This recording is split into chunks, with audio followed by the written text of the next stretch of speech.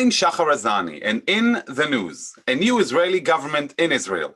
It's only been a few days since the establishment of Israel's new government under Prime Minister Naftali Bennett. We still have to get used to the sound.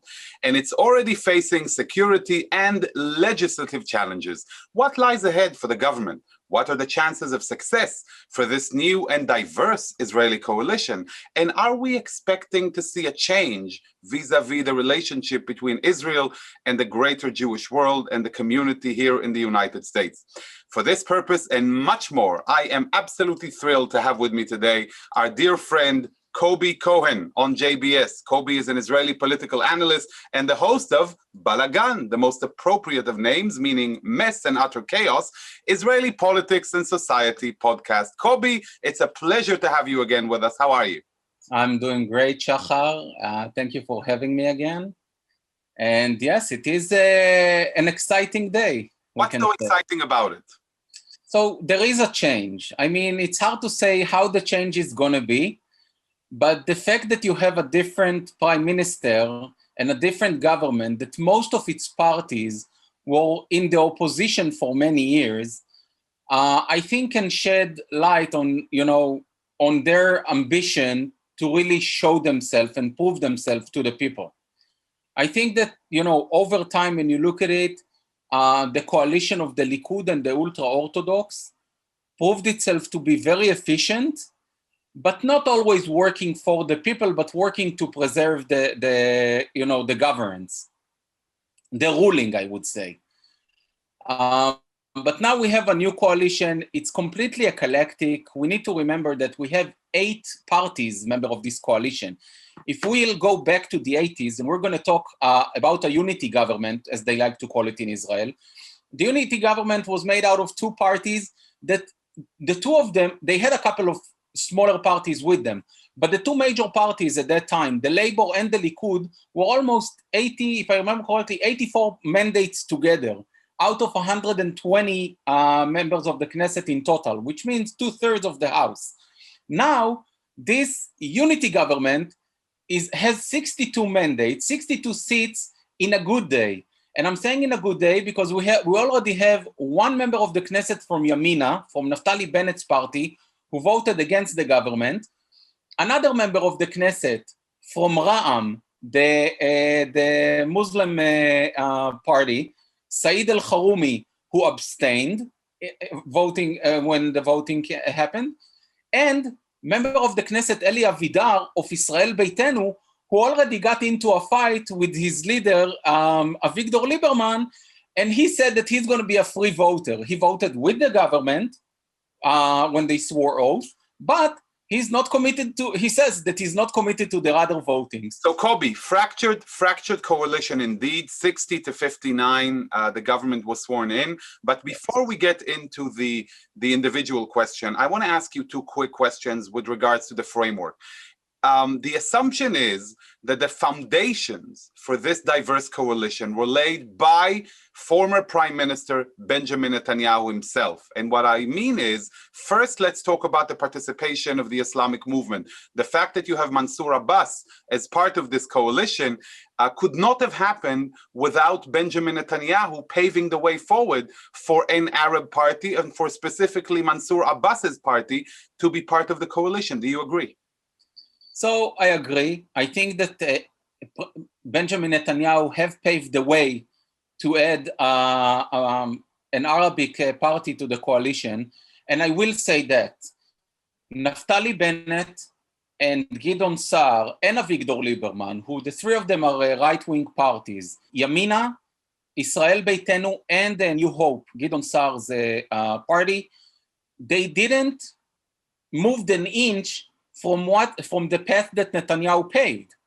They didn't go with the joint list, who is more secular, more some parts of it are more moderate. Okay, they didn't try to add them to the coalition, and eventually the joint list voted against the coalition with Netanyahu. So they haven't moved an inch from the path that Netanyahu has opened. I mean, because at the end of the day, when you go back to last year, at the time, Benny Gantz had an option to establish a government for blue and white with the support of the Arab members of Knesset, of the joint Arab list. That move was supposedly inconceivable until in the course of a year, Netanyahu legitimized the move, and I think in doing so, changed the face of Israeli politics forever. I agree with you. And I must say that there are two members of the Knesset that need, the people need to ask one question. And those are Yoaz Hendel and Tzvi Hauser, who formed a party called Derech Eretz, okay, after they split from blue and white. And they were against, forming a coalition with the Arab votes. They could have prevented it or made a different decision a year ago. And just like all the other right-wing members, they were so scared of what Netanyahu will say, and that's his greatest success, that everybody is working by what Netanyahu will do or what Netanyahu will say. We spoke about Arab participation in the coalition, a really great feat paved by Netanyahu and indeed used by the Bennett-Lapid government. And then we have another structure that we've never known before, that was only created last year, again, by the same Prime Minister Netanyahu and Benny Gantz, the institution of the Prime Minister and the alternative Prime Minister, a structure to which Yair Lapid and Naftali Bennett simply elegantly slid into and created their own coalition. What's your view on this structure? Is this how Israeli politics is going to be managed from now on? My concern is that what happened now between Naftali Bennett and Yair Lapid has created a new way of thinking in Israeli politics, that it doesn't have to be the leader of the largest party. And it's a big problem, because we used to have, the one or two members of the Knesset, as we say in Hebrew, kol mamzer melech.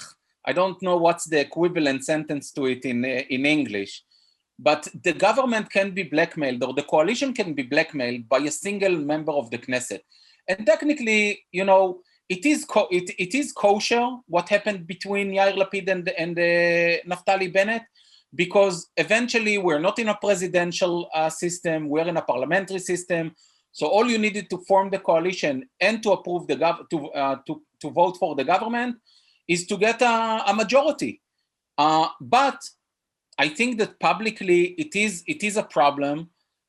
We need to remember that now, these days, okay, I don't know what will happen in a year from now. Yeah, Naftali Bennett is one of the less, what happened to him is what happened to Benny Gantz when Benny Gantz went into a coalition with Netanyahu. Naftali Bennett doesn't pass the thresholds at the moment with his Yamina party. So he's the most unpopular prime minister. Whoever swore on oath. Let's touch upon this for a minute, because even though structurally speaking, it seems like it's the same, a prime minister and an alternative prime minister, similar to what we had with Netanyahu and Gantz, like you say now, Kobi, the situation is very, very different. Yeah. In this structure of power between Bennett and Lapid, it seems that Lapid is the one holding most of the power. Lapid is the one controlling the majority, because his faction has 17 members of Knesset, and the parties that are more aligned with him. So with him holding much more power, and with Naftali Bennett, as you indicate, may not even pass the electoral threshold had elections taken place today in Israel, what does that tell us about Naftali Bennett's ability to govern and being an actual prime minister, similar or dissimilar to the one Netanyahu was last year? So I will say that I don't think that the fact that Yair Lapid has the power, has the upper hand, will challenge Naftali Bennett. I think that this coalition is very fragile, but they all share the same interest, and that's to survive. So they are doomed to succeed. If they will fail, most of them will fall together. The only one who's enjoying who grew his popularity at the moment is actually Yair Lapid and Yesh Atid party, and the right-wing parties, besides Avigdor Lieberman, who keeps his power. Naftali Bennett doesn't pass the electoral thresholds. New Hope is also getting from 6 mandates now to 4 mandates in the thresholds. They have no interest of going to a new round of election. and also with Labor and Meretz. They need to prove themselves. The same with Mansour Abbas, who also was slammed hard in the Arab sector, not only by the joint list people, but also from his own people, because once again, we already had challenges. When I mentioned Saeed al-Kharoumi of Ram, the reason he abstained was that the morning of the voting, okay, on Sunday morning, surprisingly, the police arrived to an unknown Bedouin village called Bir Hadaj, which is a huge power of a big base of power of support for Saeed al-Kharoumi, and they came with warrants telling the people, okay, you need to, you have 14 days to leave the place, and we're going to demolish the houses. It wasn't okay, that innocent that they came that day. There was a lot of pressure put on a lot of members of the formed coalition to, to vote against or to not to show up to the voting and fail this coalition.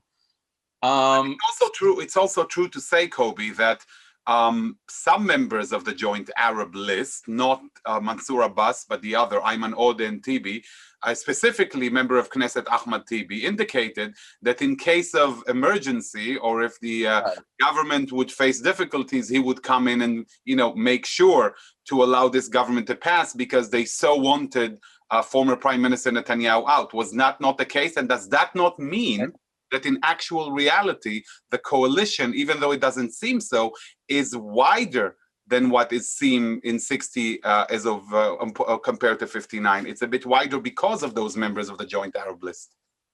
Yes and no, and I will give you an example. On Tuesday, Wednesday morning, there was a vote on what we called Families Unity law. And that's a security law that doesn't allow Palestinians and Israeli Arabs to form a house in Israel. They need to go through a procedure. Usually, if they let the Palestinian get into Israel, he doesn't get citizenship. He only gets residency. And the government, the coalition, was trying to extend this. It's not exactly a law. It's a Horat Shah, it's called. Temporary ordinance. Temporary ordinance. And what happened is actually that the Likud failed this voting with Ra'am from the coalition and the joint list. Now you will say that this is, it's strictly a security issue for Israel, with everything that we're saying, keeping the Jewish majority. So why would the Likud vote against it? And why would it, it's easy for the Likud to go and join forces with the Arab parties when it's in their favor. And now they're trying to blackmail the coalition that they won't vote with the coalition on this matter, which is definitely a national security issue, okay, if they're not going to get anything in return. Well, what's happening in Israel, it's completely, At the end of the day, in Israel, like you say, Kobi, politics is politics. I specifically remember from Netanyahu's first term, there was a moment where a no confidence vote was brought before the Knesset on the issue of building in East Jerusalem. Right. And instead of supporting the government of Rabin, I believe at the time, Netanyahu chose to go, the opposition, Netanyahu chose to go with the Arabs and vote against the government because he said the issue is not Jerusalem, the issue is toppling the government. That's the greater interest. So I believe in this regard, they're following the same rule. But I do want to push you a little bit on this and ask you, under these circumstances, and even though they survive day by day, what are the chances of this coalition being as diverse as it is, being as so different and made of extremes, to actually survive long term and bring about the change, knowing that you have a very skilled and talented opposition and a leader of opposition in the form of Benjamin Netanyahu? With no boundaries, I would say. So that's a great question. And it all depends on the budget. You mentioned that Netanyahu, as head of opposition in the 90s, voted with the Arab parties when they tried to impeach Netanyahu, when they tried to impeach Prime Minister Rabin. So here is the thing. The only challenge this government is facing now is if they don't pass a budget. Because for passing a budget, you need an absolute majority, which means 61 members of the Knesset to vote for the budget. If they pass a bi-yearly budget, then they are secured until 2023, or at the end of 2023, if to be exact. And that will give them enough runway to work things out. Now their challenge is to see if they can rely on any two of those three members of the Knesset. But Kobi, that are loose cannons. But when it comes to passing the budget, is there not no option for the opposition to bring forth a vote of no confidence against the government in the hope of garnering a majority? So here is the thing. There was a change in ruling in Israel a couple of years ago saying that if you want to cast a vote of non-confidence in the government, you need to prove that you have 61 signatures, that you have an absolute majority of members of the Knesset signing this cat, and that you prove that you can set an alternate coalition. You cannot overrun the government,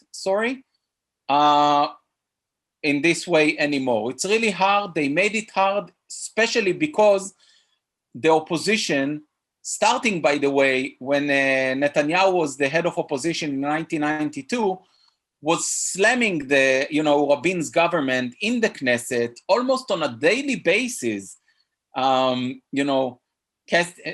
placing those votes, and it was tiring. It was tiring. So at one point, the coalition decided to change the game. They said, you can vote against the government, it's okay, but if you want to replace the government, you need to prove that you have a coalition to set up in place. Let's talk about cohesion for a minute. A lot of people are saying that the fall of the recent government headed by Netanyahu and Gantz was not so much because of its fractured political structure, but because of the lack of trust between the individuals, and specifically what Prime Minister Netanyahu did to Benny Gantz in the course of the year that they spent together since joining him in this coalition. A behavior that supposedly prevented other politicians from signing any kind of deal with Netanyahu in this past round of elections. And now what they say, similarly, by the way, is that what's going to keep this together is the cordial relationships between what is termed colloquially, I think in Israel, as the brothers, Bennett and Lapid, their relationship, their conflict resolution management, their decision-making system. How true is it, and how true is it in general in politics, that it is friendship that's going to keep it together? You don't need to be a friend to keep it together. You need to have to share the interests. The unity government that worked from 1984 to 1988, there was no trust. I mean, Shimon Peres and Yitzhak Shamir hated each other.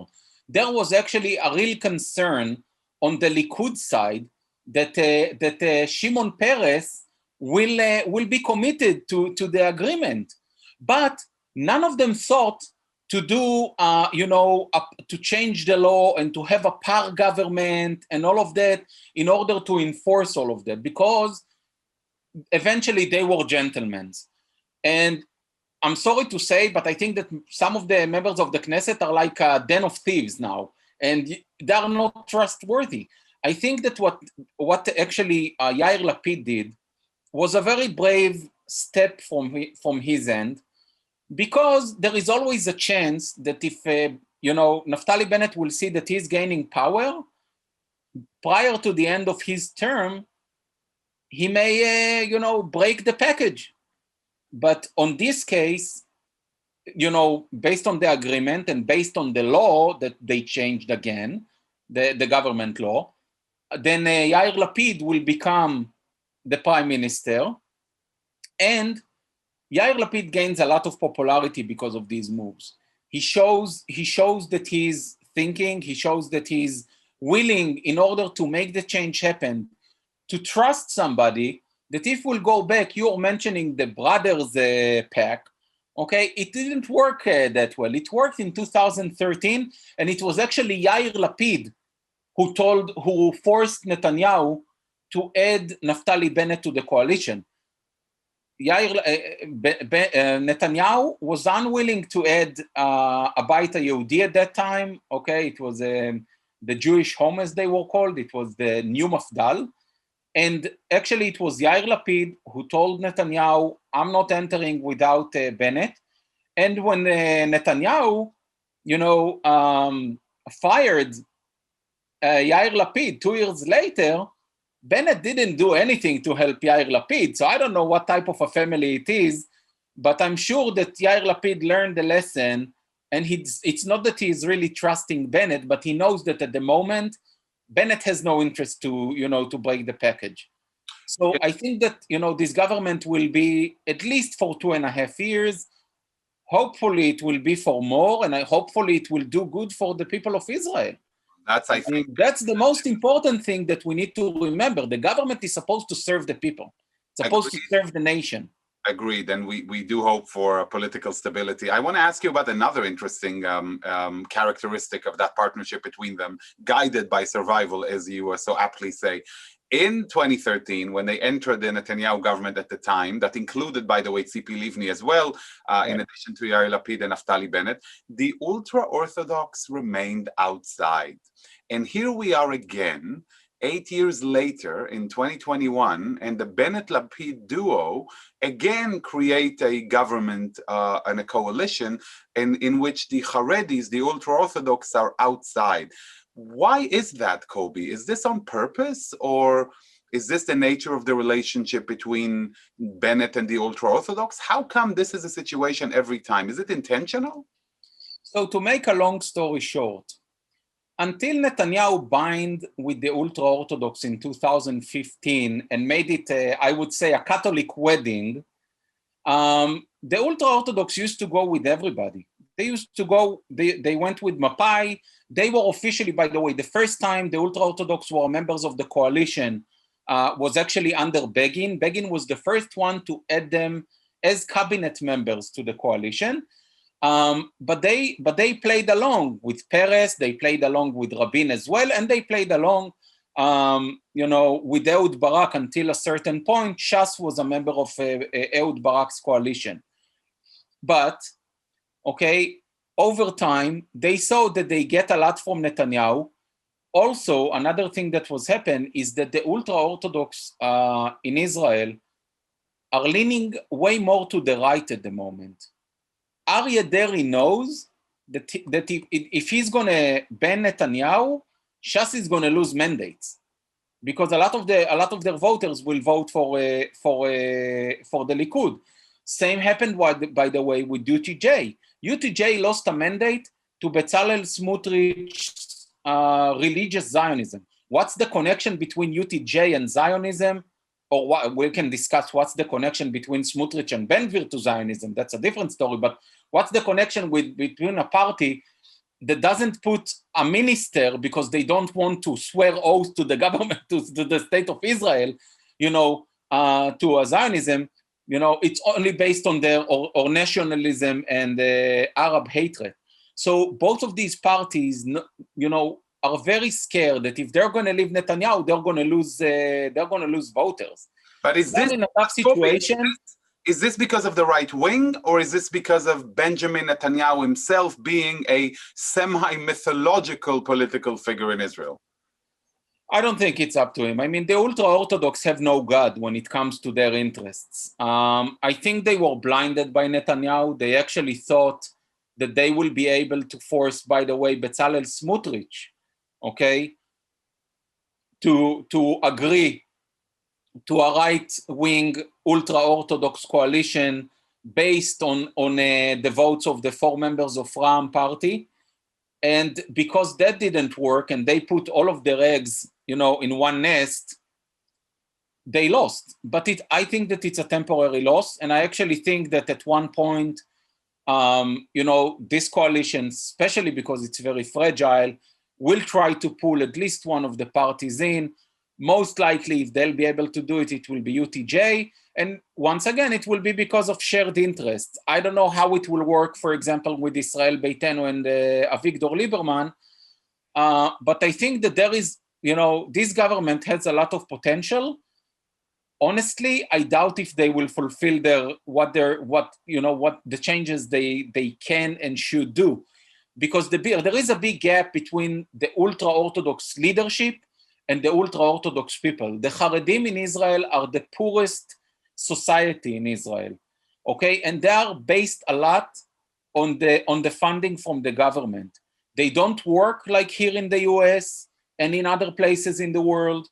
They are only based on what we call kitzbaot and social security, and that's a shame. They need to get education. They need to be a part of the workforce in Israel. They need to be a part of the Israeli society and stop living in the shtetl. Kobi, I just to take you back for a minute, because I see we're nearing the end of our very short time together. I want to ask you about a name that hasn't been mentioned often enough, and maybe you can share it with our viewers who can enjoy your knowledge in the political sphere in Israel. Merav Michaeli, the head of the Israeli Labor Party, who has been a constant feature in the Israeli opposition for years, and now sees herself as Minister of Transportation in Israel. Tell us a few words about her, what to expect of her, who is she, from what you know and you've known over the years. So Merav Michaeli is a really interesting story, because she was able, to bring life back into the Labor Party. If we will go back a year ago, after Amir Peretz and Itzik Shmuli, Amir Peretz was the last leader of the Labor Party, decided to join Netanyahu's coalition, the Labor crashed in the thresholds.